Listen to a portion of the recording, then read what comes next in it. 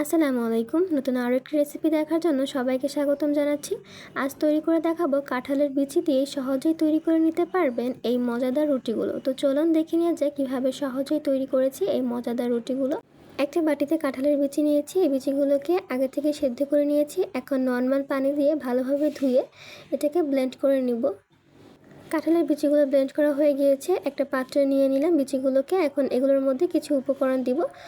প্রথমে দিয়ে দিচ্ছি স্বাদ মতো লবণ। এখন দিয়ে দিচ্ছি কুচি করে রাখা পেঁয়াজটা দেওয়া হয়ে গিয়েছে। এখন দিয়ে দিচ্ছি কুচি করে রাখা মরিচের পরিমাণটা একটু বাড়িয়ে দিয়েছি, তবে আপনাদের টেস্ট অনুযায়ী সব কয়টা উপকরণ বাড়িয়ে কমিয়ে দিতে পারবেন। এখন দিয়ে দিচ্ছি 1 টেবিল চামচ চাট মশলা, দিয়ে দিচ্ছি 1 টেবিল চামচ জিরা গুঁড়া এবং 1 টেবিল চামচ এলাচ গুঁড়া, চাইলে এই এলাচ গুঁড়াটা না দিলেও হবে। দিয়ে দিচ্ছি 1 টেবিল চামচ ধনিয়ার গুঁড়া আর দিয়ে দিচ্ছি 1 টেবিল চামচ হলুদের গুঁড়া। এই পর্যায়ে দিয়ে দিচ্ছি আটার পরিবর্তে ময়দা দিলেও হবে, তবে আমি আজকে রুটিটা আটা দিয়েই তৈরি করব।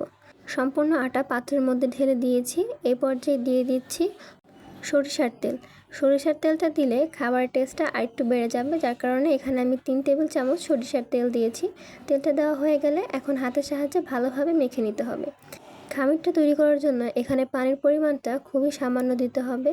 পানির পরিমাণটা বেশি হয়ে গেলে সেক্ষেত্রে খামিরটা নরম হয়ে যাবে, এই জন্য পানিটা আমি খুবই কম দিয়ে দিচ্ছি। এ পর্যায়ে পানিটা দিচ্ছি। পানিটা সামান্য পরিমাণ দিয়ে এখন একটা ডো তৈরি করে নিব। ডোটা তৈরি করা হয়ে গিয়েছে। এখন ছোট ছোট লিচি কেটে নিয়ে রুটি তৈরি করে নিতে হবে। তো আমি একটা ছোট লিচি কেটে নিয়েছি। এখন এটাকে বেলতে হবে। বেলার সময় একটা জিনিস লক্ষ্য করতে হবে, বেশি জোরে চাপ দিয়ে বেলা যাবে না।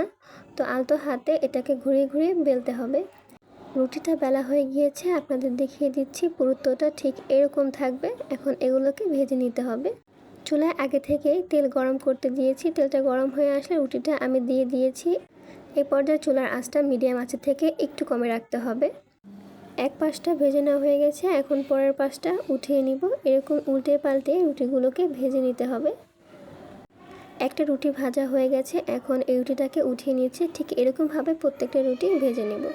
এই তো তৈরি হয়ে গেল কাঁঠালের বিচি দিয়ে মজাদার একটি রুটি রেসিপি। আজকের ভিডিওটি এ পর্যন্তই। ভালো লাগলে চ্যানেলটি সাবস্ক্রাইব করে চ্যানেলটির পাশেই থাকবেন।